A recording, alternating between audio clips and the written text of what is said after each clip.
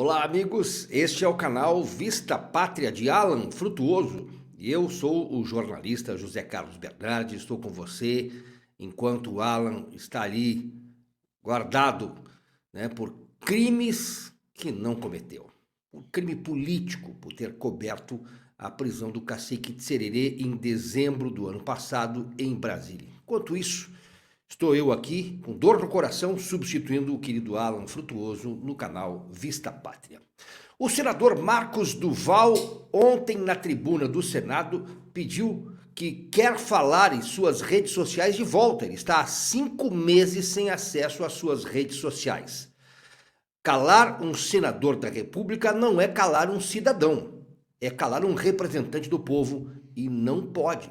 Existe o direito imaterial no artigo 53 da Constituição. Ele quer restituição e chamou a atenção dos seus colegas senadores. A Câmara aprovou parte da mini-reforma eleitoral ontem. A CPI na Câmara Distrital, que está analisando e investigando o 8 de janeiro, cancelou hoje o depoimento de Walter Delgatti Neto, o hacker de Araraquara, por falta de dinheiro. O ministro Nunes Marques diverge de Alexandre de Moraes no julgamento do 8 de janeiro. E tem mais, o vice-presidente da República, Geraldo Alckmin, está andando entre os evangélicos, analisando o governo Lula e estaria ele pensando em voltar ao Palácio dos Bandeirantes, ao governo de São Paulo, em 2026?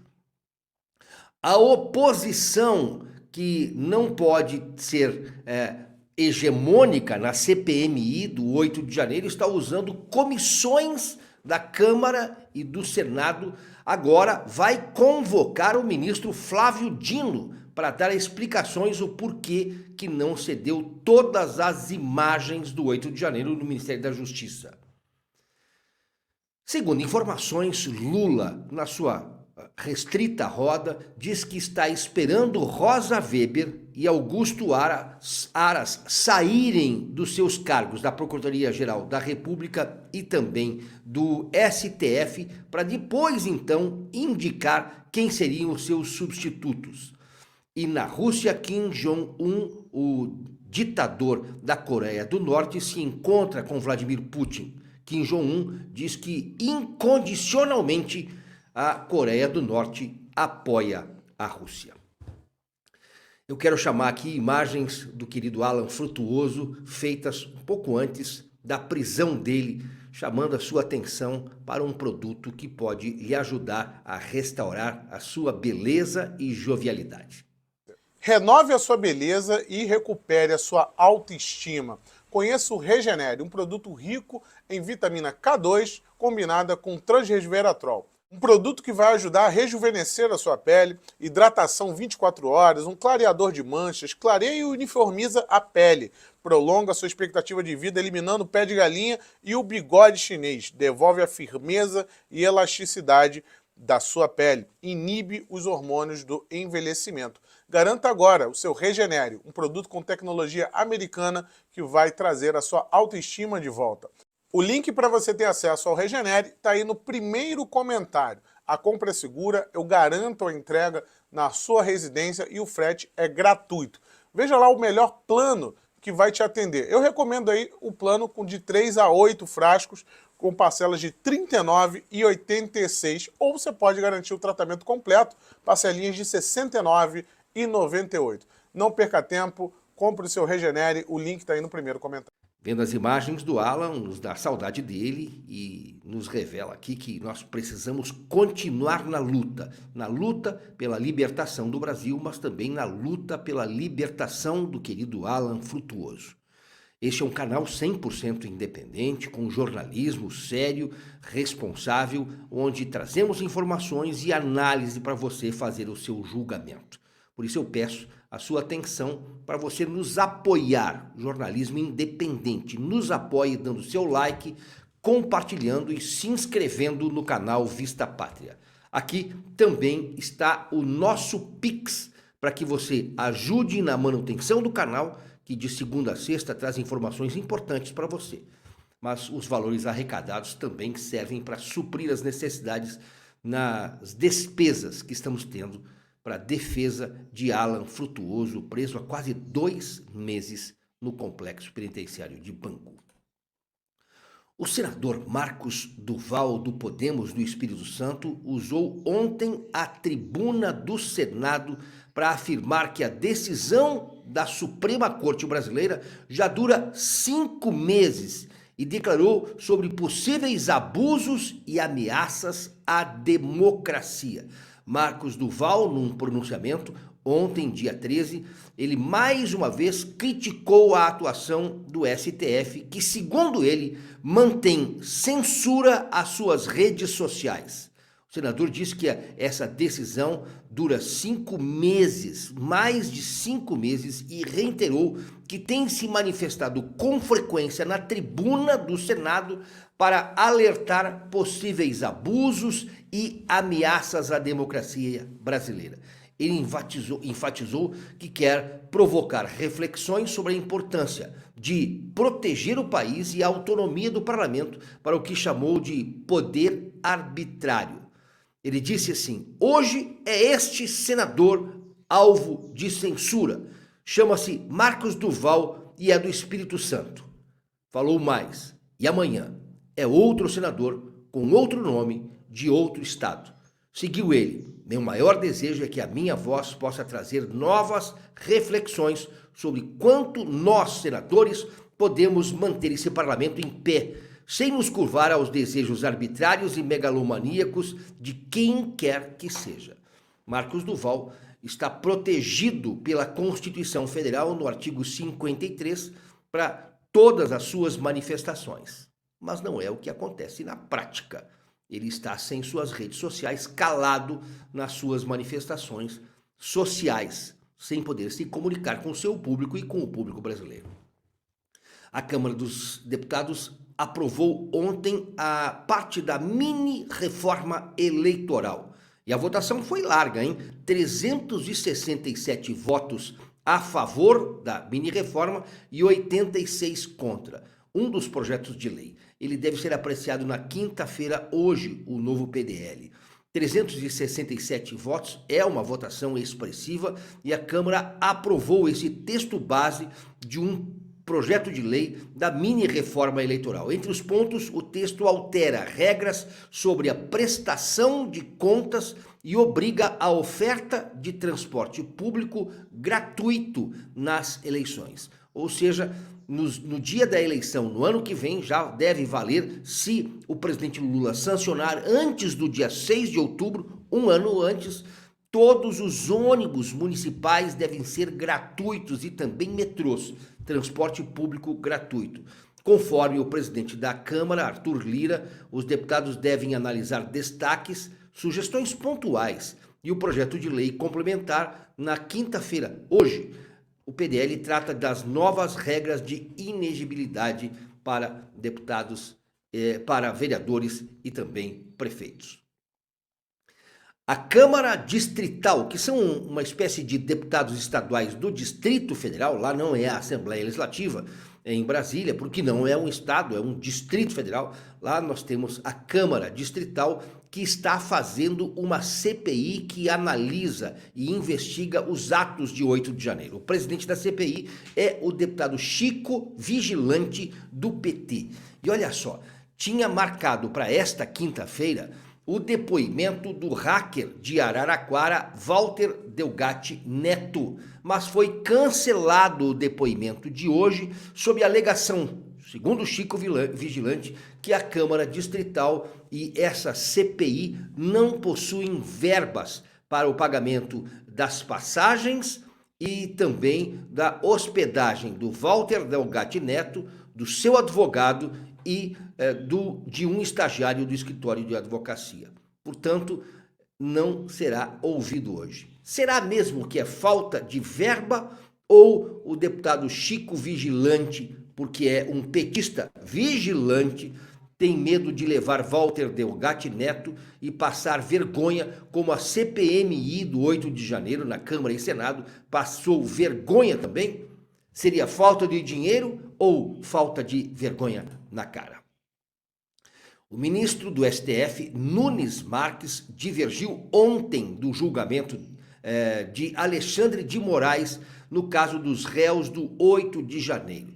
Foi o primeiro réu indo a julgamento e Alexandre de Moraes teve uma mão pesada. Não aliviou em nada a situação do primeiro réu a ser julgado, mas Nunes Marques, que é o revisor da redação, foi completamente contrário ao julgamento de Alexandre de Moraes. Olha só o que fala Nunes Marques. As lamentáveis manifestações ocorridas, apesar da gravidade do vandalismo, não tiveram alcance na tentativa de abolir o Estado de Direito, comentou.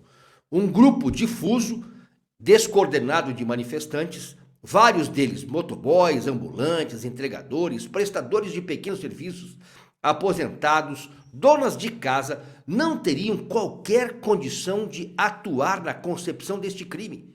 Nunes Marques, ao apresentar seu argumento, afirmou que as Forças Armadas não participariam do movimento golpista dos manifestantes.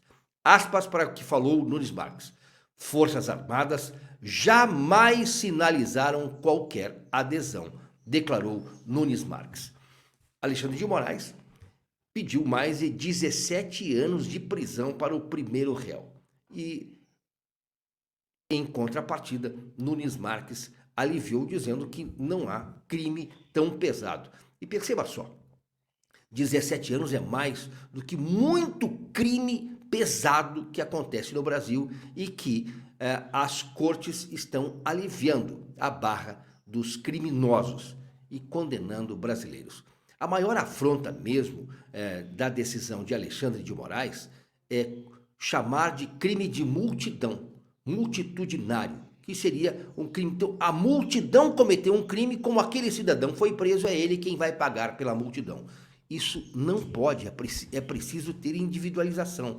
Não havia um líder, e ele mesmo declara que não era líder. Isso aí é uma afronta terrível. O julgamento não pode ser dessa forma. A justiça não pode agir como vingança. A justiça tem que agir com justiça e não com vingança. Dizer que uma multidão estava ali cometendo um crime e imputar este crime a um cidadão, a um pequeno grupo que não exerce liderança, é muita falta de justiça, o que a justiça brasileira quer fazer. O vice-presidente da República, ex-governador de São Paulo, que lá em 2018 disse que Lula queria voltar à cena do crime, hoje é vice-presidente de Lula, Geraldo Alckmin, está andando entre os evangélicos, lideranças evangélicas do Congresso, especialmente com os líderes evangélicos do Congresso Nacional na Câmara dos Deputados. E ele tem duas missões. A primeira é aproximar o governo Lula dos religiosos. E a segunda é mapear como está a sua barra entre os evangélicos no estado de São Paulo. Porque estaria Lula estaria Alckmin mirando o seu retorno ao Palácio dos Bandeirantes, ao governo do estado de São Paulo em 2026? Geraldo Alckmin tem lembrado o alinhamento do seu governo, dos seus governos no estado de São Paulo com os religiosos. Mas Alckmin não está só olhando por essa ótica. Alckmin quer a aproximação dos evangélicos não só ao governo Lula, mas a um possível e eventual governo Alckmin, caso Lula seja afastado da presidência, ou por questões de saúde, ou por questões de impeachment. Lula pode ser, sim, descartável, se assim o sistema entender. E aí, quem se torna presidente do Brasil será Geraldo Alckmin. E Alckmin estaria já ali tratando essas aproximações com o público evangélico brasileiro no Congresso Nacional. A oposição usa a comissão da Câmara para exigir explicações de Dino. é que Flávio Dino foi blindado pela CPMI dos atos do 8 de janeiro. Flávio Dino, ministro da Justiça, é oriundo do Maranhão e a Comissão Parlamentar Mista de Inquérito, Senado e Câmara, tem 15% de senadores que integram a comissão oriundos do estado do Maranhão. E 25% dos deputados da comissão são também do Maranhão, numa espécie de equipe de blindagem de Flávio Dino, que se negou inicialmente de entregar as imagens do Palácio da Justiça no dia 8 de janeiro, depois entregou essas imagens parciais de apenas 4 câmeras, 3 delas do lado de fora do Ministério, que não mostram e não revelam nada. Agora, a oposição usa as comissões da Câmara para exigir, para fazer uma convocação de Flávio Dino para dar explicações o porquê de não ter cedido essas imagens. As informações dão conta de que Flávio Dino não quer ser convocado, ter esse constrangimento de ter uma convocação, e estaria negociando com a deputada Bia Kicis, que é presidente da comissão, de uma das comissões, para que haja uma conversão de convocação para convite. Dessa forma, ele vai, então, deve marcar a data de 25 de outubro para dar explicações a essa comissão, que é a Comissão de Fiscalização Financeira e Controle da Câmara dos Deputados. Então, provavelmente, teremos dia 25 de outubro Flávio Dino sentado na Comissão de Fiscalização e Controle da Câmara dos Deputados para dar explicações, o porquê não cede as imagens que poderiam revelar o que aconteceu. Nas entrevistas ele fala, Flávio Dino diz que há uma ilusão, uma ilação, uma viagem de que ele estaria ali sordidamente tramando no Palácio da Justiça todo o cenário de golpe que acontecera lá em 8 de janeiro. Flávio Dino usa muito bem as palavras, é envolvente, mas a gente sabe que há uma blindagem, não só na CPMI do 8 de janeiro, mas há uma blindagem. O que mesmo estaria escondendo Flávio Dino? E o presidente Lula tem revelado a grupos mais próximos dele no Palácio do Planalto que só pretende anunciar os seus indicados para a vaga de Rosa Weber no Supremo Tribunal Federal e para a chefia da Procuradoria-Geral da República depois que os atuais titulares deixarem os seus postos. Augusto Aras deve sair em 28 de setembro agora, 26 de setembro, da Procuradoria-Geral da República, e Rosa Weber completa 75 anos no dia 2 de outubro e é aposentada compulsoriamente. Então Lula promete que só depois vai pensar nesse caso. Mas nós já sabemos, e todos sabem, que esse é um assunto muito caro para o governo de saber quem serão os indicados. Afinal de contas, são cargos chaves para a justiça brasileira que você sabe muito bem como caminha. Então Lula não quer errar como errou com Joaquim Barbosa, lá no seu segundo mandato. Joaquim Barbosa teria traído a confiança de Lula no caso do mensalão. Lula não quer errar, por isso já indicou Cristiano Zanin e agora existe uma negociação pesadíssima de quem indicar. Um dos nomes fortes é justamente Flávio Dino, o super-ministro da Justiça. Que tragédia, hein? Nós teremos Flávio Dino no STF. Mas é o que pode acontecer. Kim Jong-un, o líder socialista da ditadura da Coreia do Norte, esteve ontem reunido com Vladimir Putin no leste da Rússia. Kim Jong-un fez uma viagem de trem, um trem super luxuoso, blindado e lento até a Rússia para evitar que o seu avião pudesse ser interceptado. Foi de trem. Pyongyang e Moscou estão mais próximos do que nunca. Kim Jong-un diz que empenha incondicional apoio a Vladimir Putin e à Rússia. Teriam ambos líderes tratados de vários assuntos, entre eles munição para a guerra que se arrasta por 1 ano e 7 meses, a guerra Rússia e Ucrânia. Pyongyang pode dar, sim, apoio bélico para a manutenção da guerra. O apoio de Kim Jong-un a Vladimir Putin é importante porque ele pode trazer mais armamentos e mais munição para manter a Rússia ainda sob essa guerra atacando a Ucrânia. Mas muito mais coisa é tratada em portas fechadas. Vamos lembrar que Vladimir Putin não brinca no poder, muito menos Kim Jong-un. Este é o canal Vista Pátria de hoje. Eu quero pedir mais uma vez a sua atenção para você dar o seu like, curtir, compartilhar e se inscrever no canal. Aqui está o nosso Pix para que você nos ajude a manter o canal Vista Pátria, este jornalismo 100% independente no ar. Podemos voltar a qualquer momento com informações exclusivas. Obrigado.